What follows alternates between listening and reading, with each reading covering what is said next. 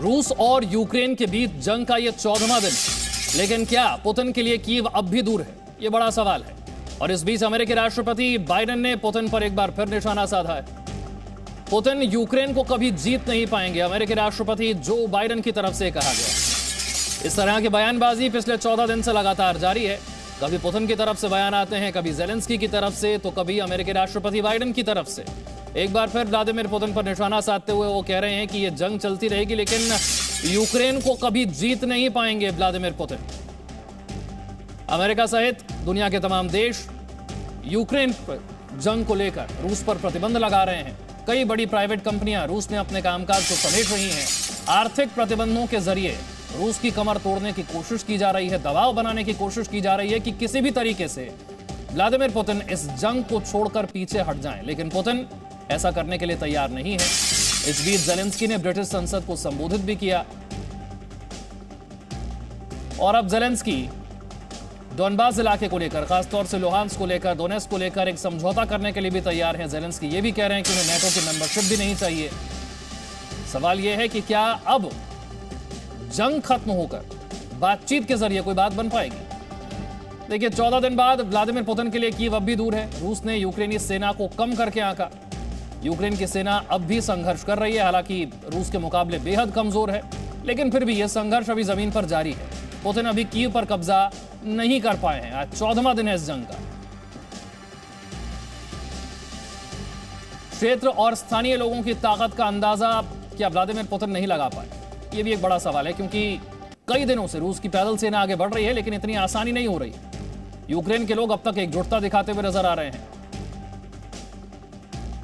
शुरुआती दिनों में कम जमीनी सैनिकों को भेजा गया था व्लादिमीर पुतिन की तरफ से। अब जब सैनिक बढ़ाए गए हैं, यूक्रेन में संघर्ष भी बढ़ गया है।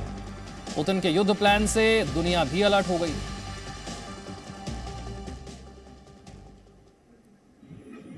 दो खास मेहमान इस वक्त हमारे साथ हैं, एसपी सिन्हा साहब, सुरेश गोयल साहब हमारे साथ जुड़े। सिन्हा साहब, सबसे पहला सवाल तो यही कि 14वां दिन है आज, आप इस युद्ध को कहां पर खड़ा हुआ देखते हैं? आपका एनालिसिस क्या है?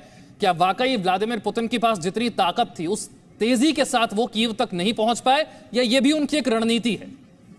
देखिए, 13 दिन में तो हमने बांग्लादेश को लिबरेट कर दिया था। आज 14वां दिन है, पहली बात। दूसरी बात है, यदि मिलिट्री पॉइंट ऑफ व्यू से आप अप्रिसिएशन कीजिए तो मैं एक रूस का वेस्टर्न एक्सिस है और रूस का फिर नदर्न थ्रस्ट है।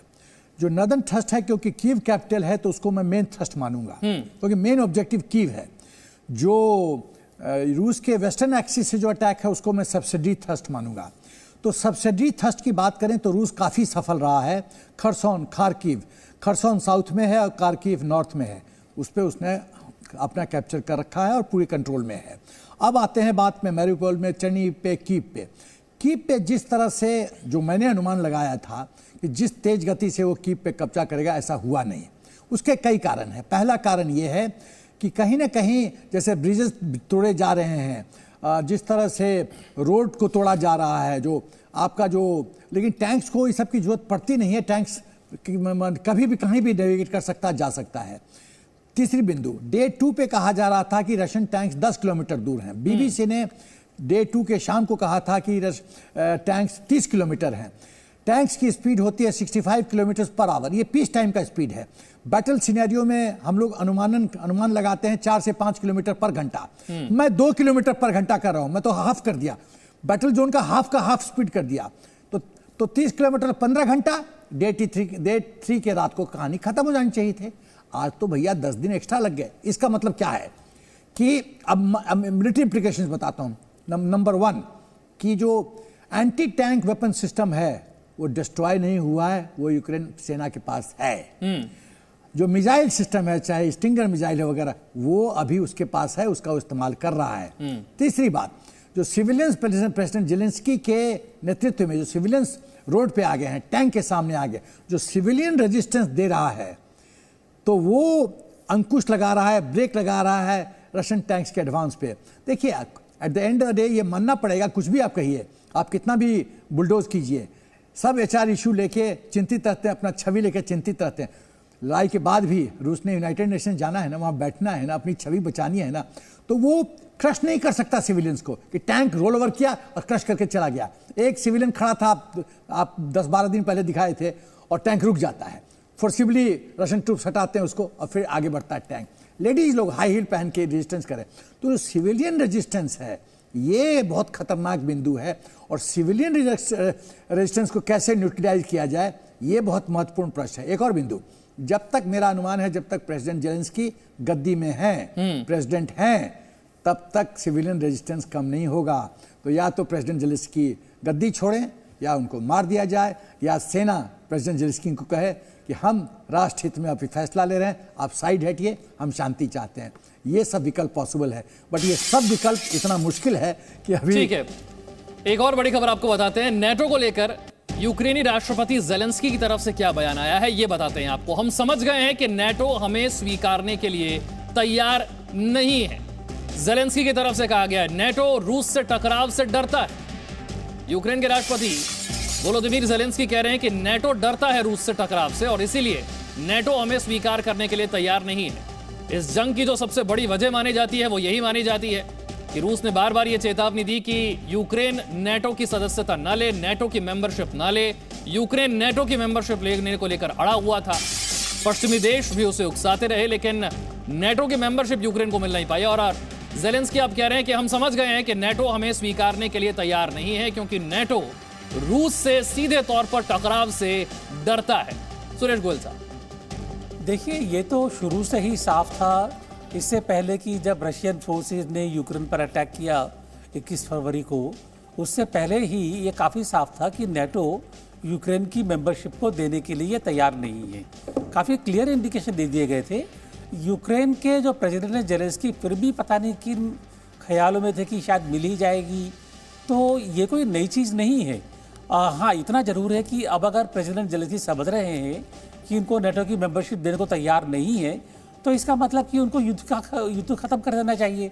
बेसिकली युद्ध तो इसीलिए शुरू हुआ था ना ये, कि यूक्रेन नेटो की मेंबरशिप चाहता था, रशिया उसके लिए तैयार नहीं था, और यूक्रेन जिद करता रहा तो रशियन फोर्सेस एंटर कर गई। अब अगर नहीं मिल रहा है तो युद्ध का कोई मतलब नहीं बनता है। 4 शर्तों में सबसे महत्वपूर्ण शर्त तो यही है। तो मेरे ख्याल है जेलेंस्की को अब डिक्लेयर कर देना चाहिए कि अगर नेटो की मेंबरशिप नहीं मिल रही है तो हम उसके लिए तैयार है, और बात खत्म। दोनों देशों के विदेश मंत्रियों की बातचीत में हो सकता है कि इस पर बात बन जाए। बिल्कुल, अगर तैयार हो जाए, लेकिन जेलेंस्की भी अपना जो बयान है बार बार पलटते रहते हैं। ये उन्होंने आज कहा है, कल उनका रुख क्या हो पता नहीं है।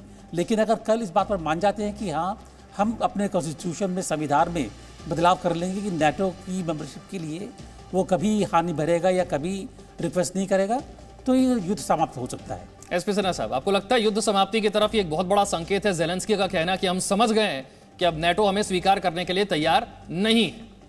देखिए, जो मैंने पर्सनालिटी रीडिंग किया है मिस्टर जेलेंस्की का, मुझे लगता है कि वो तैयार नहीं होंगे और वो इस बात को नहीं मानेंगे। वो काफ़ी जिद्दी तरह के हैं और वो आर पार की लड़ाई करने की कोशिश करेंगे। इसमें नुकसान होगा यूक्रेनियंस का, नुकसान होगा यूक्रेन के एसेट्स का। प्रेसिडेंट जेलेंस्की जानते हैं कि यदि उन्होंने थोड़ा भी वो बेंड किए और समझौता किया तो उनका पॉलिटिकल कैरियर ख़त्म है, पॉलिटिकली इरेलेवेंट हो जाएंगे, और रूस जो है वो विक्टर यानुकोविच को फिर वापस गद्दी में ले आएंगे और उनकी कहानी ख़त्म। वो पॉलिटिकली इरेलेवेंट नहीं होना चाहते हैं।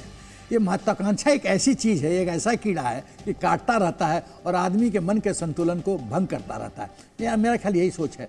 तो यदि जैसे दामधारी सिंह दिनकर जी ने कहा था, जब नाश मनुष्य पे छाता है पहले विवेक मर जाता है, और संस्कृत में है कहावत, विनाशकाली विपरीत बुद्धि। मेरा ख्याल है मिस्टर जेलेंस्की इसके विक्टिम है।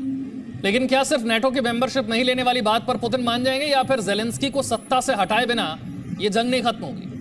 हाँ, मैं ये कह रहा हूँ कि मिस्टर जेलेंस्की सत्ता से हटना एक बिंदु है, हाँ। लेकिन आप की डिमांड्स रूस का सुनिए कि क्रीमिया को रिकॉग्नाइज करे यूक्रेन, लुहांस्क और डोनेट्स्क को इंडिपेंडेंट कंट्री स्वीकार करे। शायद वो समझौते के लिए तैयार हो गए। कल उन्होंने संकेत दिया है नाटो की सदस्य नहीं, और एक और बिंदु, न्यूट्रलिटी घोषित करे कि यूक्रेन एक न्यूट्रल देश है। क्या इसके लिए तैयार हैं?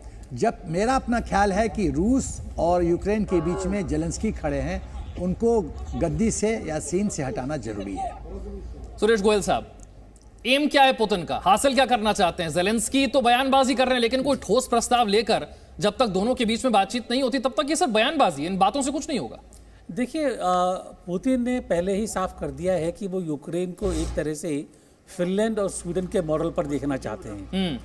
न्यूट्रल रहें, मिलिटरीली न्यूट्रल रहें, लेकिन इसके अलावा नेटो के मेंबर नहीं, उन्होंने साफ साफ ये अनाउंस कर दिया है 4 शर्तों में दो ये शामिल हैं।